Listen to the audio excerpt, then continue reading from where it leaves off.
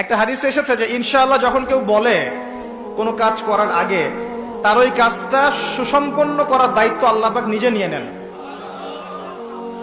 একটা হাদিস শোনাই, সুলাইমান আলাইহিস সালাম তার 100 জন স্ত্রী ছিল। কতজন? এখন পশ্চিমারা আমাদেরকে শেখায় যে বহু বিবাহ ভালো না, ইসলামে 4টা বিয়ের কথা বলা আছে, ইসলাম কত অমানবিক ধর্ম, এগুলো শেখায় না? শেখায়। সুলাইমান আলাইহিস সালাম কাদের নবী? বনু ইসরাইলের নবী, যিনি এই জেরুজালেম থেকে সারা বিশ্ব শাসন করেছিলেন। তার পিতা দাউদ আলাইহিস সালামও সারা বিশ্ব শাসন করেছেন এই জেরুজালেম থেকেই। পরবর্তীতে তিনি দাউদের পুত্র সুলাইমান আলাইহিস সালাম, তিনি আরো বেশি ক্ষমতা নিয়ে বিশ্ব শাসন করেছেন। জিনরাও তার অনুগত ছিল। তিনি পশু পাখির ভাষা বুঝতেন, এমনকি পিঁপড়ার ভাষা পর্যন্ত বুঝতেন। সুবহানাল্লাহ। বাতাসে ফ্লাই করতে পারতেন। জানেন না আপনারা? সুলাইমান আলাইহিস সালামের 100 জন স্ত্রী, তিনি বলছেন আজকে আমি আমার সব স্ত্রীর কাছে যাব এবং প্রত্যেকের গর্ভ থেকে একটা করে সন্তান আসবে এবং এই সন্তানরা আল্লাহর পথের মুজাহিদ হবে। তিনি একটা কথা বলতে ভুলে গেলেন। কি?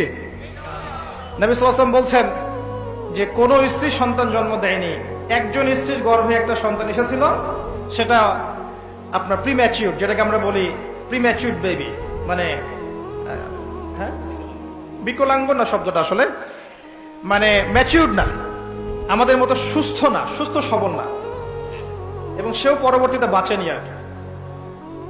তো নবী সাল্লাল্লাহু আলাইহি ওয়াসাল্লাম বলছেন ওই দিন যদি সুলাইমান আলাইহিস সালাম ইনশাআল্লাহ বলতেন তাহলে তার কথাই সত্য হতো।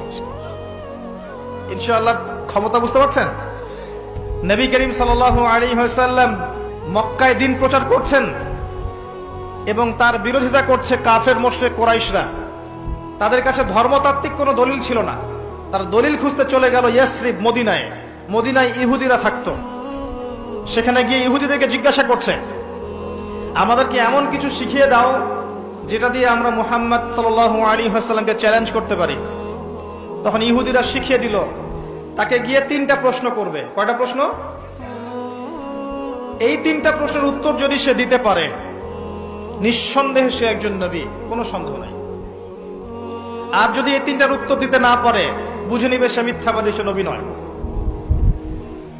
কত বড় প্রশ্ন তাহলে! কারা শিখিয়ে দিল?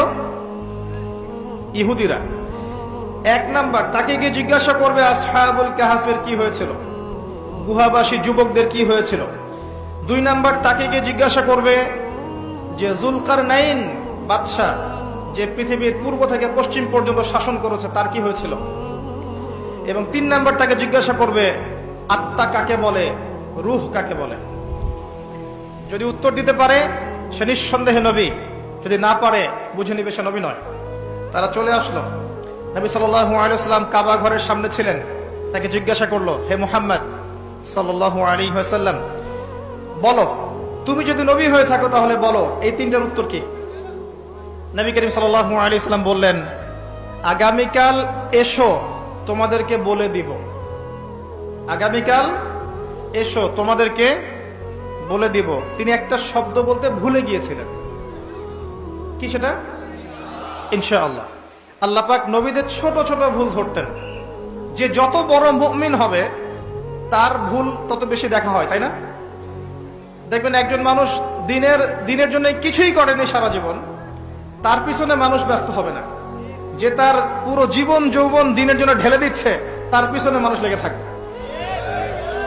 এমন না ব্যাপারটা? নামাজ পড়ে না তাকে দেখবেন, তাকে নিয়ে খুব একটা মাথা ব্যথা নাই। যে 5 ওয়াক্ত নামাজ পড়ে, নামাজ একটু ভুল হচ্ছে, ওকে নিয়ে মাথা ব্যথা। আমাদের সাইকোলজি এরকম। তো নবী সাল্লাল্লাহু আলাইহি ওয়াসাল্লামের এই ভুলে যাওয়াটাকে আল্লাহ পাক সংশোধন করার জন্য এবং আমাদেরকে শিক্ষা দেওয়ার জন্য আল্লাহ পাক এটাকে ধরলেন এবং কিছু সময় ওহী বন্ধ হয়ে গেল, অল্প সময়। এদিকে মক্কার কুরাইশরা তো উৎফুল্ল, সে তো বলেছিল আগামীকাল উত্তর দিবে, এখন উত্তর দিতে পারছে না। আর নবী সাল্লাল্লাহু আলাইহি ওয়াসাল্লাম ভেবেছিলেন যে জিবরাইল আলাইহিস সালাম তো তার কাছে আসেন, আসলে জিজ্ঞাসা করলেই তিনি বলে দিবেন। আল্লাহ পাক সূরা কাহফের 23 এবং 24 নম্বর আয়াত নাজিল করলেন কয়েকদিন পর। আয়াতটা হচ্ছে ওয়ালা তাকুলান্না লিশাইইন ইন্নী ফাইলুন যালিকা গাদান ইল্লা আন ইয়াশা আল্লাহ। হে নবী মুহাম্মদ সাল্লাল্লাহু আলাইহি ওয়াসাল্লাম, আপনি কোশ্চিন কালেও বলবেন না যে আমি আগামীকাল কিছু করব ইনশাআল্লাহ বলা ব্যতীত।